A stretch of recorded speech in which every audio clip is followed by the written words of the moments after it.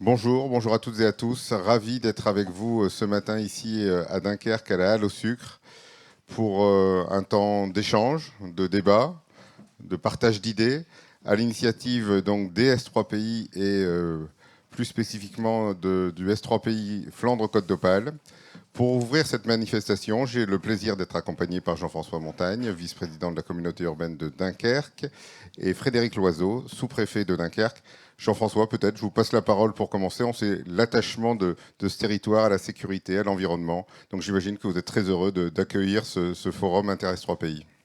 Merci de me donner la parole. Alors, monsieur le sous-préfet, bonjour, monsieur le directeur de l'Adréal et vous tous en vos grades et qualités. Alors, il me revient de faire le petit mot d'accueil dit républicain.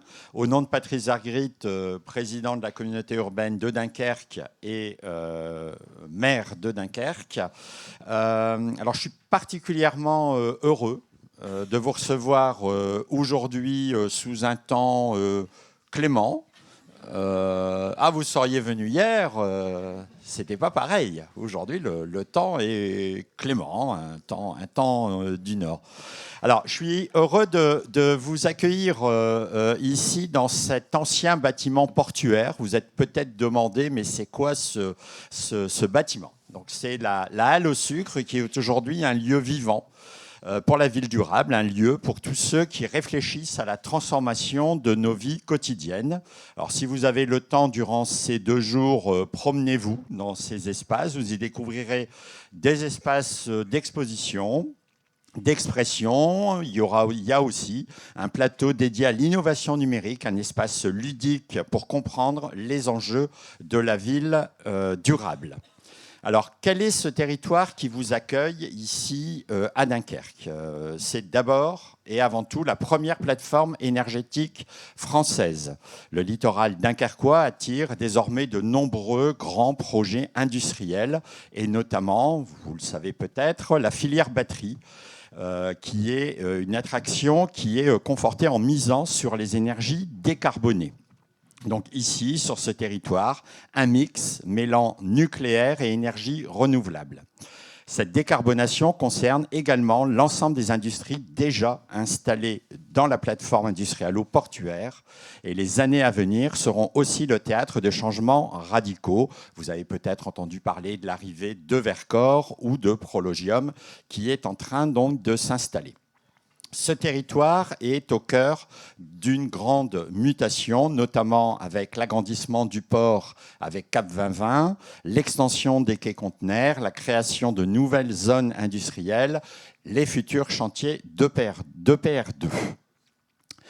On le sait, le contexte international est difficile, mais le point d'arrivée n'en demeure pas moins pour nous sur ce territoire, la neutralité carbone.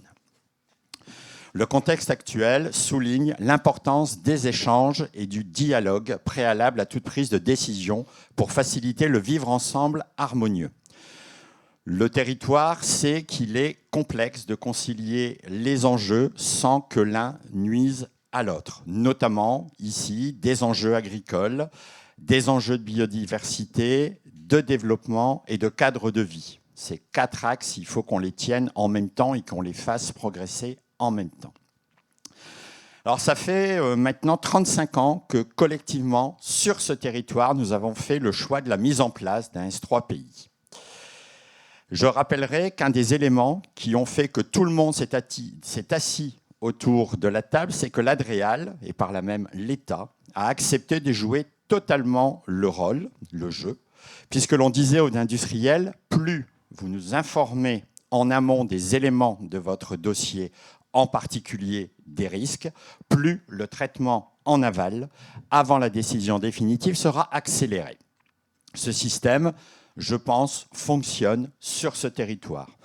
Nous avons l'énorme avantage sur ce territoire de savoir dialoguer. C'est-à-dire qu'on travaille beaucoup avec les industriels, on travaille beaucoup avec l'État, on travaille beaucoup avec les collectivités. Et ces 3 entités, on sait les mettre autour d'une table. Il y a une 4e entité ici, et ils sont présents dans la salle, ce sont les associations environnementales qui viennent aussi s'asseoir avec nous et qui viennent dialoguer. Et je salue donc les présidents ou les représentants des associations environnementales ici présents, parce qu'ils sont aussi partie prenante du dispositif. Alors certes, tout n'est pas rose, c'est-à-dire qu'ils savent nous challenger, ils savent nous interpeller, mais je crois que par le dialogue, par la transparence aussi, c'est un des axes aussi de la politique qu'on veut mettre sur ce terrain, c'est aussi de mettre les chiffres sur la table et de tout montrer. Voilà. Donc à ce titre-là, je souhaitais vous remercier de votre présence ici à Dunkerque. Vous allez y passer 2 jours. Alors, je sais qu'il y a beaucoup d'échanges prévus. Vous allez être beaucoup en salle. Mais n'hésitez pas à aller faire un petit tour au centre-ville. Le bus est gratuit, donc c'est facile. Vous pouvez vous déplacer dans tout le territoire gratuitement, rapidement. C'est très fiable. Allez aussi sur la plage de Malo. Vous allez voir, ça va vous réoxygéner, surtout en ce moment. Donc n'hésitez pas aussi à aller prendre le pouls de ce territoire. Il en vaut le coup. Et je vous souhaite de bons travaux au sein de ce forum. Merci beaucoup. On vous applaudit, Monsieur le Vice-président. Monsieur le sous-préfet, Jean-François le disait, c'est pas pour rien qu'on a un S3PI ici depuis plus de 30 ans. Il y a des enjeux qui sont très importants en termes de sécurité industrielle. Oui, bonjour à tous. Je vais prendre quelques minutes pour essayer de l'exprimer en complémentarité de ce qu'a dit Jean-François Montagne. Complémentarité comme toujours parce qu'il l'a dit, on travaille très très bien ensemble ici sur ce territoire. D'abord, saluer les élus qui sont présents ce matin, saluer les représentants, et j'en suis très très heureux, de la DGSCGC et de la DGPR. Je ne développe pas les acronymes puisque j'ai affaire à des connaisseurs et vous savez de quoi je parle. Je salue Julien Labitte de l'Adréal. Je salue l'ensemble des personnes qui se sont impliquées sur cet événement extrêmement important, de notre point de vue, qui a demandé un gros travail de préparation à Grégory Lefrançois. Je ne sais pas où il est. Il est là-bas dans le fond, mais il va arriver dans quelques minutes sur scène. Il se cache et je sais que c'était pour lui un moment important. Ça l'est toujours et voilà, je veux le remercier de tout ce qu'il a fait pour organiser cette journée ici à Dunkerque, sur un territoire qui est très singulier. C'est ce que je vais essayer de vous faire partager après ce qu'a dit à l'instant Jean-François Montagne. Vous n'êtes pas n'importe où, ici à Dunkerque.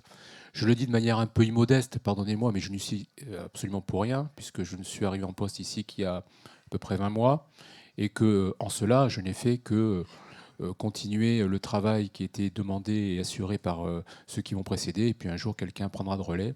Et ce travail, c'est simplement en synergie avec l'ensemble des forces vives de ce territoire, forces vives publiques, forces vives privées, de faire tourner la machine, parce que c'en est une, de l'écosystème dunkerquois.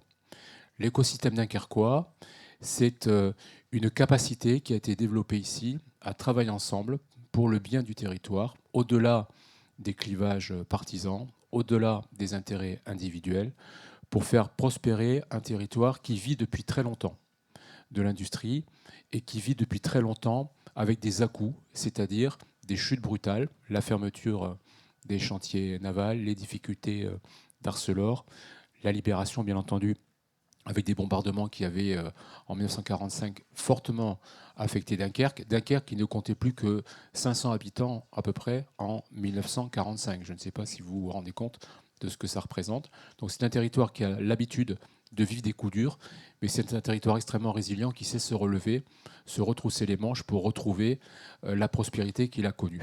Et c'est exactement ce qui se passe aujourd'hui. Nous sommes dans une période de relance extrêmement forte qui nous motive tous beaucoup et qui font que nous travaillons vraiment ensemble de manière très coordonnée.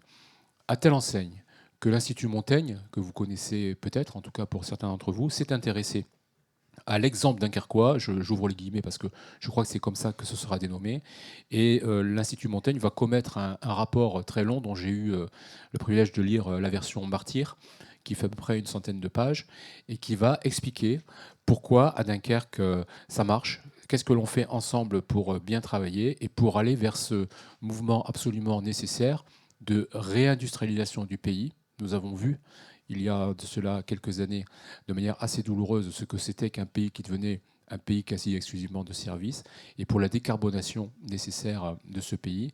Et rien de mieux que l'exemple dunkerquois, en tout cas c'est ça estimé l'Institut Montaigne, pour essayer d'expliquer la méthode et pour essayer de la reproduire ailleurs sur le territoire national. D'abord parce que l'industrie ici est foisonnante. 21 sites Céveso, rien qu'à Dunkerque, seuil haut, 21. Très peu d'équivalent au niveau national. Le cabinet du ministre de l'Industrie, c'est pour nous quasiment un interlocuteur quotidien.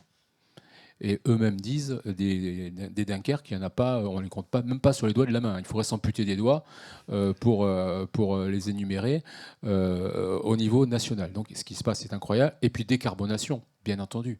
Enjeu extrêmement fort. Décarbonation, un chiffre qui en général tape, entre 22 et 23%, les experts ne s'accordent pas complètement, mais enfin, c'est l'ordre de grandeur, disons entre 20 et 25%, entre un cinquième et un quart, des émissions de gaz à effet de serre, de CO2, pardon, générées par l'industrie au plan national, sont produites sur le seul territoire du Dunkerquois, ce qui est absolument considérable. Donc évidemment, tout cela nous oblige, tout cela structure notre action au quotidien, public et privé, public c'est-à-dire État et collectivités locales, privé avec les grands industriels, soit qui sont déjà sur le territoire, je citais ArcelorMittal, c'est la plus grande aciérie d'Europe, je pourrais citer EDF bien entendu, puisque nous avons la deuxième plus grande centrale nucléaire d'Europe, la plus grande centrale nucléaire d'Europe occidentale, et demain, lorsque nous allons accoler les EPR2, la deuxième plus grande centrale du monde. Rien de moins que ça. Aluminium Dunkerque, plus grand électro-intensif de France, ce qui fait le lien avec ce que je viens de dire s'agissant d'EDF, et puis les installations à venir de 2 gigafactories dans le cadre de l'électromobilité, Prologium et Vercor, qui sont des usines absolument gigantesques et qui correspondent à la définition donnée par Elon Musk de la gigafactory. 3 chiffres, il faut plus de 1000 salariés, il faut plus de 100 hectares consommés pour l'installer, et il faut des milliards pour investir pour cette installation. Voilà, donc en fait, on a 1 ou 2 zéros de plus que toute installation industrielle habituelle. C'est ça la définition d'une gigafactory, on en aura 2, avec toute une chaîne amont pour les composants, puisque c'est un écosystème, il y aura beaucoup d'entreprises qui vont s'installer sur l'amont, et puis une chaîne aval pour la déconstruction, le recyclage, etc.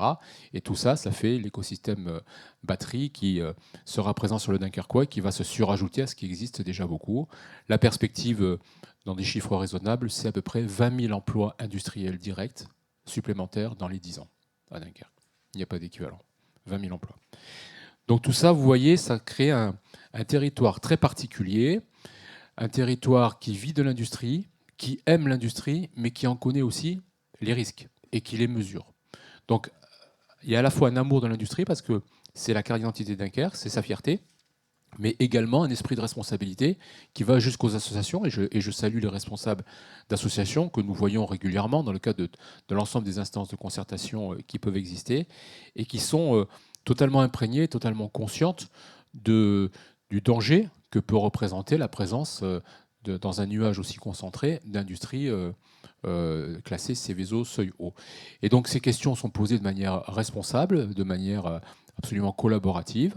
Nous essayons d'apporter des réponses à chaque fois, et tout ça procède d'une démarche naturelle. Il faut de l'industrie, il faut réindustrialiser, mais il faut également garantir une sécurité absolument optimale pour les 200 000 personnes qui travaillent ici sur le nord de l'arrondissement de Dunkerque, ce qu'on appelle la communauté urbaine de Dunkerque, dont Jean-François Montagne est le vice-président. Un mot, mais très très rapide pour ne pas garder le micro, parce que ça va occuper aussi vos travaux, sur le foisonnement des textes ces dernières années sur les sujets industriels et environnementaux dont vous allez débattre. D'abord les textes relatifs à la réduction de l'empreinte carbone de l'industrie, avec plusieurs dispositifs. Je vous l'ai dit en début de propos, ce sont des éléments très importants pour nous. La décarbonation ici est un sujet majeur. Donc la loi climat et résilience de 2021, la loi industrie verte, les fonds de décarbonation de l'industrie et le crédit d'impôt pour l'industrie verte, et puis le développement très important, notamment ici, des filières vertes. Ensuite, la problématique qui est un peu nouvelle, la problématique des PFAS, avec la loi du 27 février 2025 qui vise à protéger la population des risques liés aux substances polyfluoroalkylées alkylé. Je savais que j'allais mal le dire, et vous voyez, donc PFAS, hein, voilà, comme ça c'est beaucoup plus simple, qu'on retrouve un peu partout aujourd'hui. Les emballages alimentaires, les cosmétiques, les vêtements, les peintures, bref, ça fait partie de notre quotidien. Et c'est un véritable enjeu majeur de santé publique sur lequel nous sommes tous mobilisés sur ce point-là, au même titre que l'ensemble du territoire national, hein, ni plus ni moins. Mais c'est évidemment un marqueur fort, je ne dirais pas de l'espace dunkerquois, mais de notre temps, tout simplement. Et c'est un sujet majeur d'inquiétude pour l'ensemble de la puissance publique. Et puis enfin, des textes relatifs à la préservation indispensable de la ressource en eau. J'ai voulu en dire un mot parce que ça ne tombe pas sous le sens quand on vient à Dunkerque. Ou, comme on dit ici, hydrache. Il peut faire froid, venteux, pluvieux, ce qui donne un cocktail extrêmement agréable, comme hier. Jean-François Montagne l'évoquait, où on n'a pas spécialement envie de sortir, on a envie de rester sous la couette. Aujourd'hui, il fait beau, donc on va en profiter, on va s'aérer un petit peu. Donc contrairement à l'impression que ça pourrait donner, ici nous avons aussi pris des mesures de restriction d'usage de l'eau, parce que nous avons connu des périodes de sécheresse, nous sommes très en deçà, le changement climatique nous concerne aussi, nous sommes très en deçà des ratios mesurés sur le temps long, et nous avons dû prendre des mesures de restriction, ici comme ailleurs, à notre échelle bien évidemment, et la ressource en eau n'est pas infinie, raison pour laquelle nous challengeons beaucoup les entreprises qui viennent s'installer sur le territoire du Dunkerquois dans le cadre de ce qu'on appelle les modes projets. Je pense que vous savez tous ce que c'est. On en fait beaucoup ici. Et dans le cadre des modes projets, on challenge systématiquement les industriels sur leur utilisation et leur consommation d'autres process. Et je constate, avec surprise au début, mais aujourd'hui avec beaucoup moins parce que c'est assez constant, que dans un dialogue un peu serré avec eux, on arrive en général à leur faire baisser leur consommation d'autres process prévisionnels et qui prendra la forme ensuite de l'autorisation dans le cadre des arrêtés préfectoraux, souvent de moitié. En tout cas, en général, entre 30 et 50%. C'est dire qu'il y a des marges de manœuvre à mobiliser et nous les mobilisons parce que c'est un sujet extrêmement important pour nous. Voilà, je voudrais conclure mon propos pour ne pas être trop long. D'abord, pour réitérer mon remerciement à Grégory Lefrançois qui a mouillé le maillot pour organiser ces journées. Personne ne conteste aujourd'hui le rôle qui est joué par les S3PI au niveau national. 35 ans, c'est un anniversaire important. En instaurant ces espaces privilégiés de dialogue, de concertation et d'information qui réunissent l'ensemble des acteurs locaux concernés par la prévention des pollutions industrielles, vous participez grandement à la qualité du service public et nous voulons vous en remercier. Ces structures n'ont pas pour objet de se substituer à la réglementation ni à masquer la responsabilité de l'État. Et je tiens à le dire. Ce n'est pas l'objectif. L'État assume son rôle fondamental de protection de population, mais vous aidez considérablement à éclairer les décisions qui sont prises par les représentants de l'État et également, dans une forme d'ascenseur, à distiller de l'information extrêmement importante à l'ensemble des populations pour que, dans un cadre de bonne administration, les bonnes décisions soient prises, qu'elles soient adaptées au territoire et qu'elles répondent aux interrogations légitimes de celles et ceux qui y vivent. Je vous remercie de votre attention. Merci beaucoup. Merci à tous les deux. Je vous invite à regagner vos places. On va poursuivre. Vous l'avez compris, bienvenue à Dunkerque. Vous l'avez compris, on a bien fait, je crois, d'organiser ce forum ici parce que on conjugue tous les enjeux principaux sur ce territoire. Et vous l'avez compris, les Dunkerquois sont extrêmement modestes parce qu'ils vous font croire qu'il ne fait pas beau. Mais la semaine dernière, il faisait 20 degrés, on se baignait dans la mer. Mais on ne veut pas avoir trop d'atouts, donc on fait semblant qu'ici, dans le Nord, il fait un petit peu froid. Mais merci en tout cas à tous les deux d'avoir posé ces enjeux et fait découvrir un petit peu Dunkerque. Je vais demander à Grégory Lefrançois de me rejoindre. Pendant qu'il arrive, je précise donc qu'on a aussi des auditeurs qui regardent, nos débats sur Internet, et donc je les salue également, et puis que l'intégralité de nos échanges sont filmés et seront enregistrés et diffusés sur le site Internet du Forum, et donc vous pourrez retrouver tous ces échanges dans les prochaines semaines et prochains mois. Grégory, merci. On vous a remercié largement de l'organisation. Un mot sur pourquoi ce forum et qu'est-ce que vous en attendez ? Peut-être juste, je remercie effectivement de ces remerciements, mais je ne suis pas seul. Voilà. Il y a quand même des équipes et puis il y a un collectif avec l'ensemble des autres S3PI. Ce n'est pas une démarche qui se fait seule. Un forum national, c'est un forum où, comme effectivement l'action d'ESPI s'opère, on met autour de la table l'ensemble des acteurs pour pouvoir construire ce forum. Voilà, donc ça, c'est aussi un élément important et je voulais quand même le signaler. Et puis, tout d'abord, je tiens à vous saluer tous. Merci d'être venus et d'avoir répondu quelque part à ce forum national. Je sais que certains viennent de loin. Les trois pays, c'est le territoire national. Donc, on a des gens qui viennent de PACA, des gens qui viennent effectivement de Grenoble. Voilà, l'ensemble des territoires où aujourd'hui les S3 pays sont amenés à œuvrer. Mais pour en venir effectivement peut-être à la question, pourquoi ce 13e forum, je vois au moins quatre raisons. La première, c'est déjà prendre un temps, pouvoir se poser collectivement et faire un point sur ce que les S3 pays ont pu réaliser au regard des enjeux et des actualités de leur territoire depuis le dernier forum. Et puis depuis les rendez-vous majeurs organisés par Amaris au Havre. Donc voilà, ça permet de voir où on en est, qu'est-ce qui a pu être réalisé. Ensuite, c'est vous réunir, les acteurs des territoires, vous permettre aussi des échanges entre des gens de territoires qui sont parfois pas complètement identiques, avec parfois certaines spécificités, parfois des sujets qui sont plus de l'avant, où quelque part on a des éléments précurseurs sur certains territoires, et donc comment on peut d'ores et déjà répondre ou intégrer ces dimensions-là sur un territoire qui pourra être amené à avoir ou à devoir traiter ce même type de sujet. Donc c'est vraiment une occasion de pouvoir partager les expériences menées sur les différents territoires, les sujets traités, les méthodes employées. Ça aussi, c'est un élément important. On met autour de la table, mais mettre autour de la table, ça ne suffit pas. Voilà, il faut aussi des outils, des méthodes, et renouveler aussi ces éléments, c'est indispensable pour contribuer à renforcer l'acceptabilité industrielle sur les territoires. Enfin, c'est débattre de thématiques structurantes comme celle qu'on a retenue cette année, la culture partagée du risque, qui fera l'objet d'une des tables rondes, et puis l'implication du grand public dans les projets. Voilà, deux thématiques importantes. Et d'ailleurs, la question de la culture partagée, le président de l'Association des maires de France, dont le congrès a lieu actuellement, l'a évoqué, en rappelant que le maire est toujours en première ligne et a le sentiment parfois d'être seul face à cette question-là, et qu'il y avait une nécessité de continuer à développer cette culture du risque pour mieux anticiper et appréhender les sujets. Donc nous aurons l'occasion de l'évoquer tout à l'heure.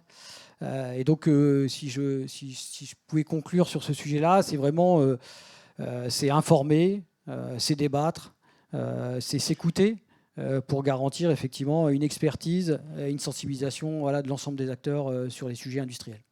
Merci. On retrouve d'ailleurs nos thématiques. On est bien à Dunkerque puisque c'est du vocabulaire maritime. Lumière sur les risques et cap sur le dialogue territorial. Voilà, on le retrouve dans le petit logo. Un mot encore peut-être sur notre public dans la salle et en visio. Qui est dans cette salle et qui est en visio finalement? Alors, on a globalement des choses similaires à la fois en visio et en présentiel, où on a une représentation à peu près de 30% d'industriels. Voilà. 20% de services de l'État, 20% d'associatifs. Et puis, on a le reste, c'est une association à la fois de bureaux d'études, de différentes structures qu'on retrouve dans le dernier cas. Et puis, quelque part, sur la représentation, forcément, le speak-off est inévitablement dans la salle le plus représenté, puisqu'on est les locaux de l'étape. Mais globalement, on a une représentation des SPI du Sud quand même assez importante. On a 30% de participants qui viennent des autres territoires. Donc ça aussi, c'est une satisfaction qu'on peut avoir et qui permet de poursuivre les échanges avec les autres territoires. Merci beaucoup Grégory, on vous applaudit. Pour vous, vos équipes, vous l'avez rappelé, pour l'organisation de cette journée. Un mot encore de préambule pour vous dire que là-bas, dans le petit coin, sur ma droite, sur votre gauche, on a ce qu'on appelle un facilitateur graphique, c'est bien ça, Frédéric, comme moi, voilà, encore un Frédéric, qui va donc éclairer finalement nos débats de ces dessins tout au long de ces journées. Voilà, on pourra les diffuser sur la tablette comme vous le voyez là, et j'ai vu qu'il était déjà au travail et qu'un dessin est sans doute en cours de réalisation. On vous retrouve régulièrement, Frédéric, si vous le voulez bien. Alors, si vous aimez le risque, je peux vous dire qu'aujourd'hui, ce matin, vous allez être servi. On va parler beaucoup de risques, en parler au lieu d'en prendre, c'est déjà pas si mal, avec un panorama des risques. Et pour ça, j'ai le plaisir de demander à Anne-Cécile Rigaille de la DGRP et Julien Labitte de la DREAL de me rejoindre sur cette scène. Et on va regarder tout ce qu'il existe comme risque ou presque. On va faire une grande balade à travers les risques. Alors, on va peut-être commencer à l'échelle nationale. Oui, ils sont un petit peu piégeux, les tabourets. Restez quand même avec moi. Allez, on y va avec vous, Anne-Cécile, si vous le voulez bien. Peut-être d'abord pour présenter la DGPR. Alors, la Direction générale de la prévention des risques, la DGPR, c'est une direction du ministère chargé de l'environnement qui œuvre à la conception et puis à la mise en œuvre de toutes les politiques publiques de prévention des risques, qu'ils soient naturels ou liés aux activités humaines. Et donc, on couvre un large spectre et j'ai l'honneur d'être la chef du service des risques technologiques. Donc, dans mon service, on s'occupe de tous les sujets liés aux usines Seveso, aux usines assez polluantes, on va dire, qui relèvent de la directive sur les émissions industrielles, aux questions de transport de matières dangereuses, aux questions également de transport par canalisation de ces mêmes matières dangereuses, et puis tous les sujets miniers également, les anciennes mines, les nouvelles mines. Et puis dans mon service également, on pilote en fait l'action des inspecteurs des installations classées que vous rencontrez sur vos territoires et qui sont partie prenante de vos travaux. Merci. Avant de lancer ce tour d'horizon des risques, finalement, une définition peut-être tout simplement, c'est quoi pour vous le risque ? Alors bon, je vais faire le cours classique. Le risque, c'est la rencontre en fait d'un aléa et d'un enjeu. Donc c'est un phénomène qui est intrinsèquement dangereux, c'est-à-dire quelque chose peut mal se passer, une capacité à brûler, à exploser, une capacité peut-être à relarguer quelque chose de toxique. Et puis un enjeu, c'est-à-dire qu'il y a un risque là où il y a des personnes autour finalement qui pourraient être affectées par ce phénomène. Et donc l'appréciation des risques, c'est vraiment le croisement et le travail sur la réduction des phénomènes dangereux à la source, la mise en place de parades pour réduire l'occurrence des phénomènes dangereux, et puis ensuite, bien sûr, la protection des personnes autour des installations. Merci beaucoup. Alors, je vous ai passé la petite tapette. Vous nous avez ramené quelques slides pour ce panorama. Je vous en prie, vous avez la parole. Et puis, on se retrouve à la fin. Voilà, alors merci beaucoup. Je vais donc brosser rapidement la vision générale un peu des principaux risques technologiques. On ne rentrera pas forcément dans les détails. En tout cas, on pourra rebondir dans cette séquence et puis sans doute également dans la table ronde qui suivra. Vous dire que le travail de la DGPR est basé sur une collection et une récupération systématique de toutes les données d'accidentologie. On a au sein de notre service le BARPI, que sans doute un certain nombre d'entre vous connaissent de nom, qui est le bureau spécialisé dans l'accidentologie et qui chaque année fait, sur la base de tous les événements dont ils ont eu connaissance, un inventaire des risques technologiques. Et donc, je vais vous présenter quelques chiffres et données et tendances issues de l'inventaire 2024, donc, qui est paru cette année. Vous rappelez effectivement l'emplacement des sites Seveso. Donc on voit le Dunkerquois bien représenté. Et puis voilà, quelques autres endroits en France où vous avez vos S3PI également bien irrigués par de l'industrie lourde. Voilà, très importante pour notre pays, comme le rappelait monsieur le sous-préfet, mais parfois non dénuée de risques. Alors, l'accidentologie, elle est à peu près, maîtrisée, heureusement, dans notre pays. Notamment, je tenais à souligner qu'on se compare avec les autres pays européens au titre de la directive Seveso en décomptant soigneusement ce qu'on appelle des accidents majeurs. Et comme vous l'aurez constaté, il y a peu d'accidents majeurs chaque année et en 2024, il n'y en a pas eu du tout. Donc, on était très contents. Voilà. Pour autant, ça ne veut pas dire qu'il n'y a pas des accidents, courants. Et très régulièrement, un peu tous les jours, il se passe des choses dans notre pays. Donc voilà, le nombre d'accidents est assez stable en fait dans le temps, recensé dans les ICPE. Ce qui ne veut pas dire d'ailleurs que la situation ne s'améliore pas. On peut avoir en fait un phénomène croisé où on a des améliorations de sécurité, mais également une meilleure tendance, une meilleure transparence sur les déclarations. Donc voilà, il faut interpréter avec nuance les chiffres bruts, mais globalement, voilà une situation qui se maintient. Alors là, il faudrait, je pense, énormément de loupes binoculaires, mais je peux vous dire que les secteurs les plus accidentogènes dans notre pays vont être le secteur de la gestion des déchets, le secteur des industries agroalimentaires. Voilà, c'est pas forcément ce à quoi on pense spontanément hein, quand on pense risque technologique. On voit tout de suite la raffinerie en flammes, etc. Mais en fait, ce sont bien ces secteurs-là qui sont les gros pourvoyeurs. Également l'agriculture et l'élevage, avec un certain nombre d'accidents, d'incendies, voilà, de ruptures de fossalisiers, etc. Voilà. Donc des secteurs très communs, très au service de la population, très répandus dans le territoire, en fait, qui sont les plus gros pourvoyeurs d'accidents industriels. Et puis derrière, on va retrouver voilà, l'industrie dite lourde, hein, la chimie, la métallurgie et un certain nombre d'autres domaines. Nos points d'attention particuliers. Alors, on n'est pas très créatif, bon, heureusement d'ailleurs. Hein. Donc globalement, ça reste les incendies. Moi, je reçois tous les matins la petite gazette de la gestion des risques de notre ministère. Bon, bah, tous les 2 jours, il y a un site quelque part qui crame. Hein. Et il y a également les rejets de substances non maîtrisées dans l'environnement. En gros, pollution. Voilà. Les autres accidents sont un peu plus mineurs, c'est-à-dire que les explosions, par exemple, ne sont pas les risques principalement constatés dans le pays. Au sujet des incendies, on constate de plus en plus, et ça, maintenant on le sait, que les batteries au lithium, hein, qui sont extrêmement répandues dans notre vie courante, dans tous nos appareils, dans nos vélos électriques, autres trottinettes, voilà, appareils électroménagers, etc., quand ils sont mis au rebut, peuvent être à l'origine d'un certain nombre de départs de feu, notamment s'ils sont mal gérés dans les filières de tri. Ils sont également, ces batteries, quand elles sont utilisées dans les secteurs industriels, peuvent également être à l'origine de départs de feu importants dans des hangars, dans des entrepôts, etc. Voilà, donc on a recensé 57 événements en 2024 contre 45 en 2023, donc on est plutôt sur une tendance, j'allais dire, qui ne décroît pas.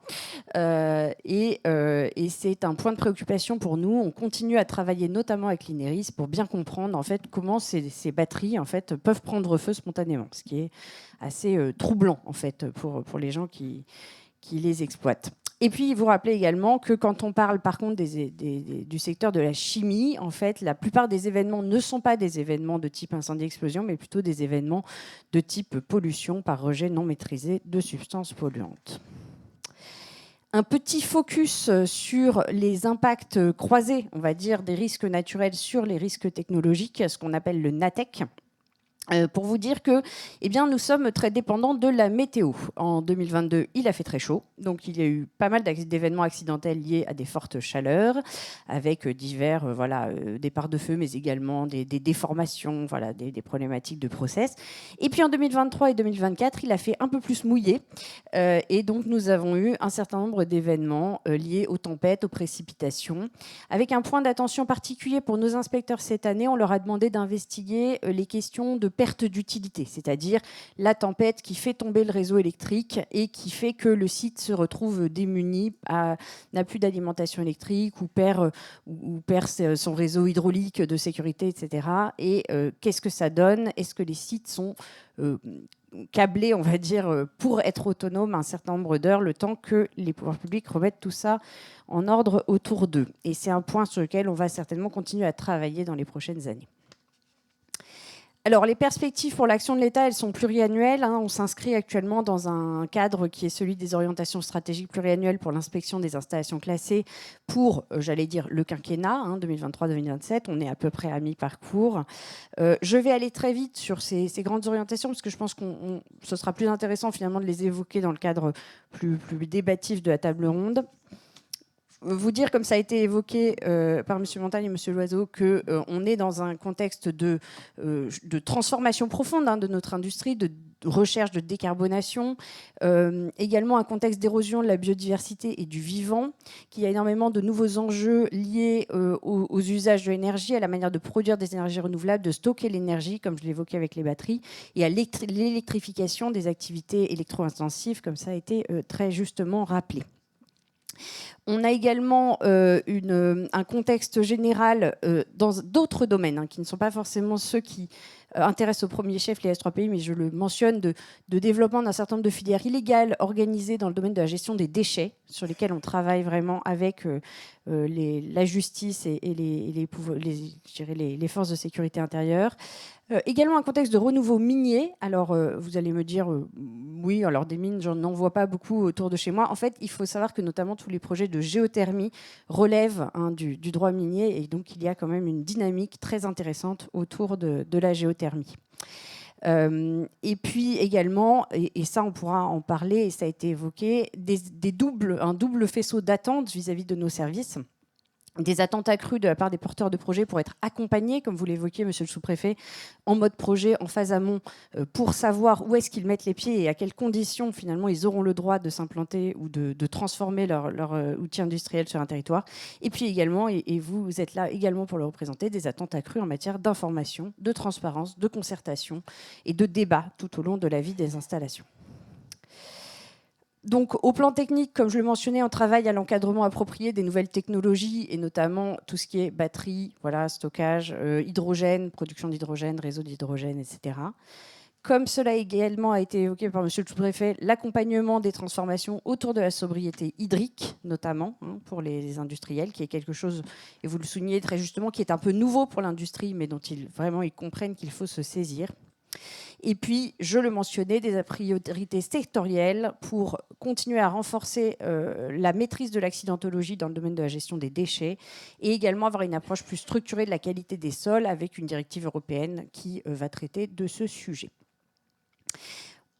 Je rementionne effectivement toute cette approche de phase amont pour le traitement des dossiers en amont, pouvoir travailler avec les industriels sur quel est leur projet, comment il va s'insérer dans le territoire et quelles sont les dispositions de maîtrise des risques et des nuisances qu'ils vont prendre, avec un accompagnement local qui est extrêmement important, et tout un travail qu'on fait nous au niveau de la DGPR pour avoir des procédures les plus proportionnées possibles.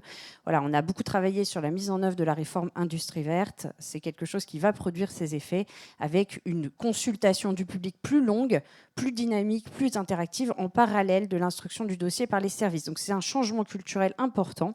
Avant, vous aviez l'habitude que le public soit consulté seulement quand le dossier il était tout, débugué par les services de l'État. Maintenant, c'est en parallèle. Donc ça veut dire que ça peut être un peu plus rock'n'roll à tout point de vue pendant la concertation. Et puis, un effort vraiment important de nos équipes, et je remercie les équipes de l'Adréal qui jouent bien le jeu, d'augmenter la présence sur le terrain. Et comme vous l'aurez vu, en fait, on a vraiment mis l'accent pour que nos inspecteurs ne passent pas tout leur temps à instruire des dossiers au bureau, mais vraiment soient présents sur les installations, vérifient la sécurité in situ, en faisant parfois des inspections plus fréquentes sur certains sites. Et on a donc réussi à augmenter assez considérablement notre nombre d'inspections entre 2018 et 2024. Également, une plus grande transparence avec la mise en ligne des rapports d'inspection sur le site Géorisque. Je pense que vous avez su vous saisir de cette nouvelle modalité de communication. Et puis également, très récemment, on a modernisé notre système de déclaration des incidents-accidents. Donc, j'espère que tous les industriels ici présents le savent, mais à présent, vous pouvez et bientôt vous devez télédéclarer vos incidents-accidents. Ça va éviter l'effet fax que nous pouvions avoir encore sur certains systèmes de déclaration. Et enfin, et là je terminerai là-dessus, voilà, travailler, encore approfondir nos outils, nos méthodes, notre aptitude à partager les données, à partager la connaissance, avec tout un volet, je ne rentrerai pas trop dans les détails, de travail, nous, sur nos systèmes d'information, nos bases de données, pour qu'elles soient de meilleure qualité et qu'elles puissent être exposées, mises en ligne le plus complètement possible. Et puis également, et c'est vraiment ma joie d'être ici aujourd'hui, de continuer à accompagner dans chaque territoire les travaux des S3PI et des CSS. Merci beaucoup pour cette présentation. Deux petites questions avant de me tourner vers Julien. Est-ce qu'il y a des risques qui vous apparaissent émergents ou plus importants que d'autres aujourd'hui ? Alors, il y a quelques phénomènes. Alors, comme je le mentionnais, je pense qu'on n'est pas en complète maîtrise des risques liés aux batteries au lithium, clairement.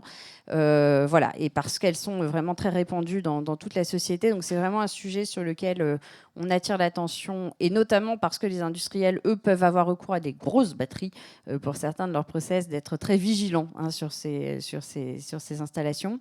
Et puis, bon, ça a été évoqué, on a tout un travail sur les polluants moins connus, mais dont on s'aperçoit d'une forme de présence assez ubiquitaire comme les PFAS.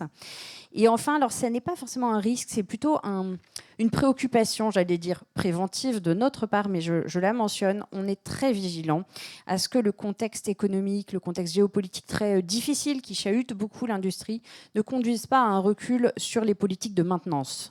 On est voilà, très vigilant, et on sera et on continuera à être très vigilant sur le bon entretien, le bon maintien en état des outils industriels. Et enfin, vous l'avez dit, il y a une évolution de la place finalement des populations, des territoires avec la loi sur l'industrie verte. C'est quoi cette place finalement aujourd'hui? Alors, je sais que c'est pas facile de répondre à ça rapidement. Alors, avec la procédure industrie verte, peut-être pour être plus clair, on a un dossier qui va être, par exemple, une demande d'autorisation environnementale qui va être déposée auprès de l'administration. L'administration va vérifier rapidement, je précise, rapidement, et non exhaustivement, que le dossier est de bonne qualité, et surtout qu'il est suffisamment complet et que du coup, il peut être mis en consultation. Et cette consultation, elle va durer 3 mois et elle va être dans un mode mixte. Elle va être à la fois sur Internet, avec le dossier en ligne, et également un forum quelque part où les gens peuvent poser des questions, soulever des objections ou des remarques. Et également, et ça c'est un apport vraiment important de cette loi de 2023, l'obligation de tenir 2 réunions publiques. Et donc, quelque part, je pense que le public peut se saisir pendant cette phase de consultation qui va être assez longue, qui dure 3 mois. Donc ça, normalement, pour les gens que ça intéresse, ça laisse le temps de pouvoir prendre connaissance du dossier, et ceux qui le souhaitent de pouvoir participer aux réunions publiques, voilà, d'avoir ce double canal d'information, à la fois physique et numérique. On espère voilà, que ça permettra vraiment de dynamiser la concertation. Merci beaucoup. Julien, je me tourne vers vous. On a un public, je vais presque dire de spécialistes, mais peut-être quand même quelques mots sur le rôle de l'Adréal. Alors, le rôle de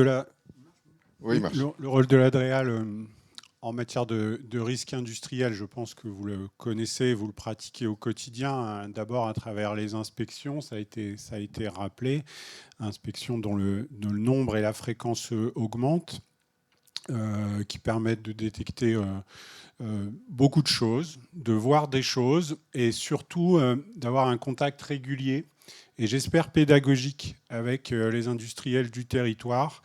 À l'échelle de la région Hauts-de-France, c'est 2500 inspections par an, qui débouchent sur 15% de mise en demeure. Voire au-delà, parfois on est amené à aller jusqu'aux sanctions. Ce que je dis aux équipes, c'est que quand on arrive à la sanction, c'est que quelque part on est en échec. Parce que notre objectif, ce n'est pas de prononcer des sanctions. Notre objectif, c'est bien de faire cesser des non-conformités et d'améliorer la sécurité des installations qui sont sur notre territoire. Ça a été dit par le sous-préfet dans son propos introductif. On a également un rôle très important en amont. Et la loi Industrie verte amène un changement de posture sur ce rôle amont. Mais les séquences avant l'enquête publique reste très importante et on est très souvent et fort heureusement très souvent sollicité en amont des projets et je pense que le mode projet qu'on essaye de pousser, que dans d'autres territoires on appelle des comités de facilitation ou d'accélération des procédures, merci, sont des étapes extrêmement importantes pour nous. Et si je continue à dézoomer, ça va être l'objet de ma présentation ce matin. On est aussi dans une position avec l'échelle régionale qui est quand même une échelle plus éloignée du territoire directement, mais qui permet d'avoir une vue d'ensemble. On est très à l'écoute, très en veille sur les enjeux environnementaux, sur les risques à prendre en compte, ce que vient d'exprimer Anne-Cécile Rigaille sur un certain nombre de risques nouveaux. On y regarde de très près. On est amené à comparer les meilleures techniques disponibles et les meilleures pratiques pour la maîtrise et la gestion des risques. Et je pense ce qui fait toute la raison d'être de cette échelle régionale. Je vous en prie, oui. On peut faire le panorama à l'échelle régionale cette fois, en zoom en quelque sorte. Je vous en prie. Peut-être en commençant par vous présenter cette carte qui est peut-être un petit peu inhabituelle, en tout cas c'est moins ce qu'on a l'habitude de voir pour présenter la région Hauts-de-France. D'abord pour vous souhaiter la bienvenue, en particulier à ceux qui viennent de loin, à vous aider à vous situer en latitude et en longitude, mais surtout en altitude. Et je le dis en particulier pour les collègues de Grenoble, vous êtes au niveau de la mer, voire sur certaines parties de ce territoire, sous le niveau de la mer, et on est dans les zones basses qui sont figurées. Là, on est en bleu clair, rassurez-vous, on est en bleu clair, mais derrière, on a des zones basses en bleu foncé qui sont sous le niveau de la mer d'ores et déjà. Et à Dunkerque comme ailleurs, vous le savez et je ne vous le chanterai pas, la mer monte et ça fait partie des enjeux qui sont à prendre en compte. Ces questions d'adaptation au changement climatique font réellement partie des points de vigilance et notre rôle, c'est aussi d'amener de la méthodologie pour vous proposer une trajectoire de référence pour cette adaptation au changement climatique et pour vous aider à dimensionner votre effort de résilience quand vous êtes des industriels et quand vous investissez sur le long terme, ce qui est quand même la vocation première des projets industriels. Donc une première carte qui aide à positionner un certain nombre d'enjeux dont on va parler. Une deuxième carte qui me permet cette fois de zoomer à l'échelle du S3PI Côte d'Opale Flandre. Grégory m'a fait réviser parce que j'ai trop l'habitude de dire S3PI littoral et il insiste pour me dire il y a le littoral mais il y a aussi la Flandre qui est le rétro-littoral, un territoire qui est très majoritairement agricole. En réalité, on a l'image d'une région Hauts-de-France à la fois très urbaine, très industrielle. C'est d'abord un territoire agricole quand on regarde en surface. Cette agriculture, elle est très intégrée dans le monde industriel. Ce sont beaucoup des filières qui alimentent directement l'industrie agroalimentaire, betteraves, pommes de terre, également maraîchage et légumes. Et on est en permanence entre le monde agricole et le monde industriel sur ces sujets. On a une très belle installation qui produit et qui stocke des frites surgelées sur ce territoire. Une usine extrêmement automatisée avec des entrepôts à température dirigée négative qui sont là aussi, qui font partie des équipements emblématiques du territoire. Donc d'abord, un territoire agricole, un territoire qui présente de très beaux espaces naturels. Rassurez-vous, je suis venu avec quelques cartes postales. Des espaces naturels qui sont à la fois remarquables, mais qui sont également des espaces qui sont sensibles et qui posent un certain nombre de questions sur les impacts qu'on est amené à autoriser sur ces territoires, mais également à compenser après avoir cherché à les éviter ou à les réduire. Et enfin, c'est l'objet de nos échanges ce matin, une activité industrielle qui est à la fois très importante sur le littoral, mais surtout qui est très concentrée et qui est très concentrée à proximité de grandes agglomérations urbaines. Monsieur le sous-préfet a souligné 200 000 habitants sur l'agglomération de Dunkerque. On a également à Calais et à Boulogne de fortes concentrations d'habitants. Et évidemment, ça fait partie de nos préoccupations et des points de vigilance qu'on a chaque fois qu'on a à instruire un projet. Je ne sais pas si c'est évident pour tout le monde, mais le territoire du S3PI, il est à cheval sur plusieurs départements. Ça peut être aussi une spécificité. Ça amène des discussions avec 2 préfets de département. Ça fait partie du charme de cette organisation sur le littoral des Hauts-de-France. Alors ce littoral, je continue et je rentre dans mon sujet des enjeux environnementaux. Je vais aller assez vite sur cette première planche. Comment concilier cette forte présence industrielle sur un territoire qui est littoral, je l'ai dit, en partie sous le niveau de la mer, fortement artificialisé, avec un risque de submersion qui est important, j'y reviendrai, mais également des intérêts naturels à prendre en compte et à protéger, à développer. Et ça, je dirais, c'est presque la raison d'être des S3PI, et c'est ce qui a motiver la création maintenant ancienne du S3PI Côte d'Opale Flandre, de pouvoir faire discuter les gens qui parlent au nom de ces différents intérêts. Je vous ai parlé tout à l'heure d'adaptation au changement climatique. Quand on parle d'adaptation au changement climatique, on est amené assez vite à parler gestion du trait de côte. Dans deux dimensions, en fait, parce que je vous ai dit, le Dunkerquois est une zone basse, donc on va être davantage sur des enjeux de submersion marine. À d'autres endroits, on a des falaises, on a voilà, des falaises, et donc on va être davantage sur des logiques d'érosion, avec des mouvements de terrain, avec des effondrements qui font partie également des zones à risque. Sur la question de la submersion, la trajectoire de référence au changement climatique, elle donne des tendances qui moyennent. Et quand on dit ça monte de 11 cm sur une période de référence qui est assez longue, avec une vitesse d'élévation de 1,7 cm par décennie, finalement, ça conduit à minimiser le phénomène et à minimiser l'impact.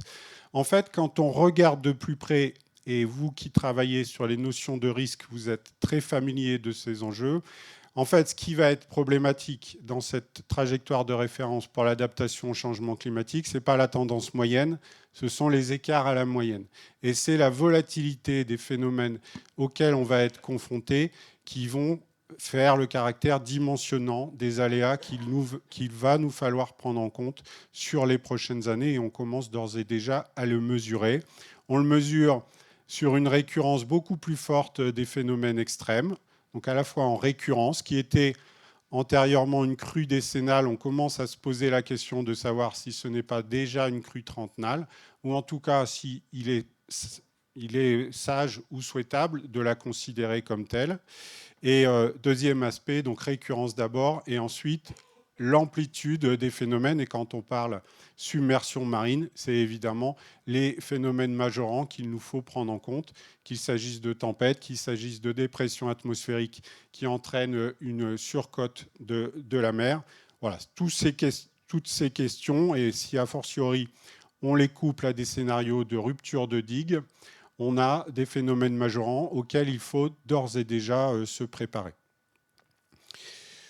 Je le dis d'autant plus que sur ce territoire qui est en partie sous le niveau de la mer, une grande partie de la défense à la mer est assurée par non pas des installations humaines, non pas par des systèmes d'endiguement qu'on a construits, qu'on a conçus et qu'on continue à inspecter, mais très souvent, elles sont assurées par un cordon dunaire, donc un espace naturel, fragile, sensible à la tempête et qui est susceptible lui aussi de se dégrader. Et on voit assez rapidement comment il nous faut en permanence concilier des espaces naturels, des espaces anthropisés, et tout ça fonctionne en très forte synergie.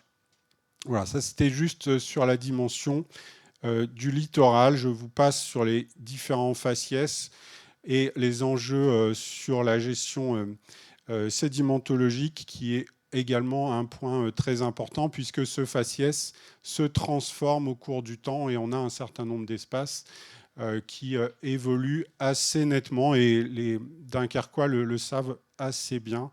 Derrière nos digues, on a des mouvements de plage qui sont visibles à échelle humaine et je dirais presque au quotidien après chaque tempête. Littoral avec une dimension de biodiversité très intéressante qui a la spécificité dans notre région d'être extrêmement fragmentée, parfois même un peu relictuelle, ce qui pose des problèmes quant à sa bonne perception, sa compréhension des enjeux qui lui sont associés. Voilà, on n'a pas le massif de la Vanoise dans notre région. En revanche, on a des espaces qui sont parfois très petits, très mal connus, et ce qui rend d'autant plus compliqué la prise en compte de leur importance et en particulier des services écosystémiques qu'ils sont susceptibles d'apporter.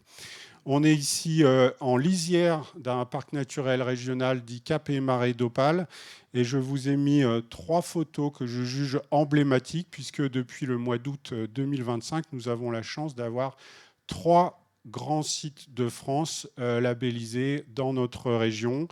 Je pense que pour 2 d'entre vous, vous en avez peut-être déjà entendu parler. Le plus au sud, c'est celui de la baie de Somme, qui est illustré par cet estuaire vu d'avion avec des bancs de sable qui illustrent tout à fait ce que je vous disais sur le caractère mouvant de cet espace. On se pose beaucoup de questions autour des enjeux de dépoldérisation d'un certain nombre d'espaces, avec des effets de transfert de sédiments entre la rive sud et la rive nord de l'estuaire de la Somme. Le deuxième site, c'est le site des 2 caps, dont vous voyez principalement le cap Blanc-Nez sur la photo de gauche. Là, on est typiquement sur un espace de falaise. Et le troisième, dont la labellisation est plus récente, est celui des dunes de Flandre, qui s'étend, je dirais, d'ici même jusqu'à la frontière belge.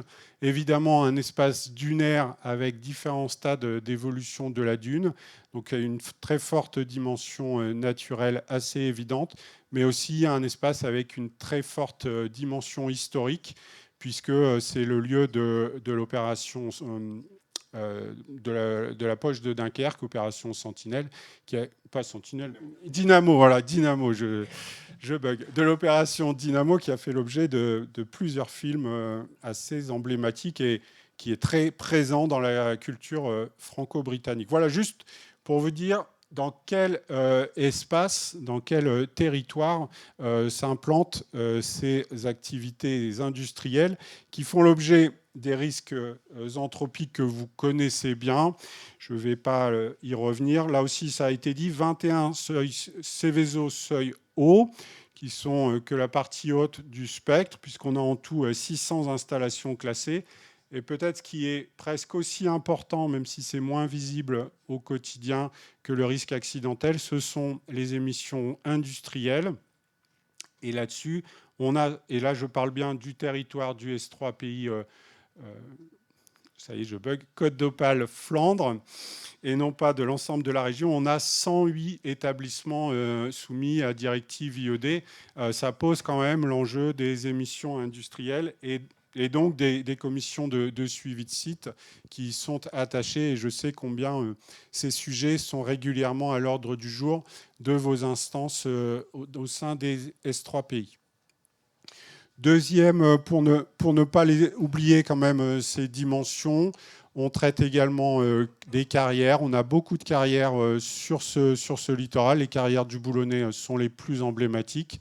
C'est un Boulonnais qui vous parle, donc je suis évidemment objectif sur le sujet. Et 137 sites qui sont référencés au titre de la pollution des sols sur la base Basol. Voilà, je passe rapidement. On est également un croisement d'infrastructures, infrastructures routières, infrastructures portuaires, infrastructures énergétiques. On a énormément de canalisations de gaz, mais également de lignes de tension qui traversent ce territoire. La question des nœuds d'infrastructures et du transport de matières dangereuses qui y sont associés font partie des points de réflexion et nous posent des questions vraiment très spécifiques. Il ne faut pas les oublier dans nos réflexions. Et dernière planche sur les risques naturels, parce que j'ai déjà été assez long. Montée des eaux, inondations, submersion marine, je vous en ai parlé, érosion côtière également, avec à la clé l'enjeu des systèmes d'endiguement. On est en train de changer de paradigme sur ces questions. Jusqu'à présent, on avait tendance à considérer chaque ouvrage individuellement et la bascule à la logique des systèmes d'endiguement amène à prendre en compte vraiment un continuum d'ouvrages qui participent à la protection et avec derrière des recherches du bon niveau de sécurité qu'il faut associer à ces systèmes d'endiguement. C'est loin d'être un sujet simple, ça renvoie à des questions de responsabilité et il y a un certain nombre de cas où on considère qu'il vaut mieux effacer ces ouvrages que de continuer à développer une activité derrière un ouvrage qui donne simplement une impression de sécurité alors qu'en en réalité, il menace ruine et s'il était soumis à inondation, il deviendrait assez rapidement impropre à gérer la fonction que l'on croit qu'il peut tenir. Inondation, on en a beaucoup parlé. 2023-2024, dans le Pas-de-Calais, ça a été des événements extrêmement majeurs. 3 vigilances rouges avec des crues centenales à quelques semaines d'intervalle sur les mêmes communes. C'est là où je vous dis, on commence à se poser la question de la notion de récurrence et de qualification de ces événements. Le monde des ICPE a plutôt bien encaissé cet événement d'inondation. Il y a eu des conséquences économiques, il ne faut pas se raconter d'histoire, mais on n'a pas eu ni de pollution et ni a fortiori de victimes humaines, ce dont on peut se féliciter. Ça n'empêche que ça pose des questions sur la façon de positionner ces utilités, sur les scénarios de continuité d'activité à 24 heures, à 3 jours, etc. Ce qui est nouveau, et là aussi on est en plein dans la question du changement climatique, c'est qu'on a une alternance de sécheresse et d'inondation. Et dans les Hauts-de-France, on se pensait un peu à l'abri des sujets sécheresse. De plus en plus, on a à connaître ces phénomènes. Et on peut passer d'un été en sécheresse à un automne en inondation sans aucune transition. Et ça aussi, dans les esprits, c'est très difficile à comprendre et à prendre en compte. On a en particulier la question du retrait-gonflement des argiles qui est en train de prendre une dimension très importante sur notre territoire. Je vais continuer. Oui, j'allais commencer à faire une alerte de gardien du temps. Voilà, sur des sujets que vous avez là plus l'habitude de traiter, le suivi des rejets atmosphériques, en particulier du CO2. Je vous fais grâce des chiffres et des graphes, juste pour vous parler d'un projet, un projet d'ampleur qui est le projet de décarbonation. Alors là, par décarbonation, il faut entendre captation du CO2 émis sur deux sites, une cimenterie à Lambre et une usine de production de chaux à quelques kilomètres à Réty. Un système de captation qui en soi est un système technologiquement assez compliqué, assez fin. Une canalisation de 76 km. Là, on commence à être sur des projets un peu hors normes pour nous. Pour transporter du CO2, alors c'est plus facile de transporter du CO2 que de l'hydrogène, mais ça reste un gros projet. Un terminal de liquéfaction à Dunkerque. Là, on commence aussi à avoir du savoir-faire de façon à emmener ce CO2 pour stockage dans des sites qui sont en mer du Nord. C'est un gros projet qui illustre aussi la capacité d'innovation et de réflexion du monde industriel pour réduire ses émissions. C'est très intensif en capital, en CAPEX. C'est aussi très intensif en instruction pour les services de l'État et on essaye là aussi de se mettre en mode projet pour faire avancer. Sur le littoral, on est assez content des trajectoires sur les rejets atmosphériques, même si, comme sur beaucoup de sujets, la question du verre à moitié plein ou du verre à moitié vide est toujours très présent. On enregistre globalement des chiffres en décroissance, mais tout ça ne doit pas nous amener à relâcher la vigilance et la pression, d'autant que, et ça a été en partie dit, on a devant nous de nouveaux polluants qui émergent. Alors d'abord, des nouvelles réglementations européennes qui, sur la qualité de l'air, vont nous amener à prendre des particules fines à 2,5 microns, je crois. Là où on était à 10 jusqu'à présent, des pollutions qui sont moins connues et qui nécessitent une adaptation également de nos systèmes de filtration quand on est sur le monde industriel. Et puis la question des PFAS, à laquelle je pense vous avez tous et toutes été confrontés, à la fois dans l'eau, en entrée et en sortie, des installations industrielles, mais aussi en sortie des usines de production d'eau destinées à la consommation humaine, et ce qui est encore un peu devant nous, autour des usines d'incinération, puisqu'on a maintenant des premières mesures qui arrivent et qui vont être très prochainement mises en ligne, puisque notre exigence sur ces questions, c'est évidemment la transparence. Je termine juste par une annonce pour ma paroisse, puisque je suis assez fier d'être, en tant que DREAL Hauts-de-France, porteur du pôle national eau et polluants, qui est une initiative portée par la mission connaissance du ministère. Il s'agit d'agréger les données que les industriels, que vous, industriels, déclarez sur vos analyses et vos rejets, de croiser tout ça avec des bases de données qui nous viennent du monde des agences de l'eau. Et on dispose ainsi d'un volume de données assez important sur lequel on implémente des routines, des algorithmes qui vont nous aider à détecter des anomalies ou des régularités, ou à l'inverse des irrégularités, qui nous permettent de détecter soit des erreurs de saisie, soit des rejets liés à des accidents sur vos process, et donc d'être beaucoup plus réactif sur le dialogue qu'on est en capacité de tenir avec vous. Et je pense que ces moyens et ces méthodes nous amènent à être là aussi plus au fait de la connaissance, et également plus réactif sur la prise en compte des enjeux de pollution accidentelle notamment. Voilà, et je m'arrête là sur la question de l'eau. On est un territoire qui est de paradoxe, puisqu'on a pas mal d'eau de surface. Il y a tout un système de watering qui sont des petits canaux qui aident à renvoyer l'eau à la mer, puisque quand on est sous le niveau de la mer, ça ne coule pas de source. L'évacuation à la mer, on est amené à faire fonctionner en permanence des digues, des barrages et des vannes. Mais on est également un territoire qui manque d'eau, puisqu'on n'a pas de nappe souterraine, donc on n'a pas de captage. Et donc ce territoire, il alterne des enjeux d'inondation et des enjeux non pas de sécheresse, mais de manque de ressources en eau, ce qui nous amène à être extrêmement exigeants sur la sobriété dans la ressource en eau. Exigeant quand on examine l'installation d'une nouvelle industrie sur ce territoire, en particulier pour déployer des enjeux autour de la réutilisation des eaux usées traitées, mais également à revoir, à revisiter avec vous les autorisations dont vous disposez pour prélever, de façon à avoir la meilleure connaissance possible des pressions sur la ressource, puisque, comme ça a été dit, il nous faut arbitrer entre les usages domestiques de l'eau, les usages agricoles et les usages industriels.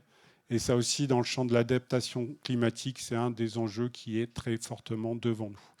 Je vous remercie de votre attention. Merci beaucoup. On vous applaudit tous les deux.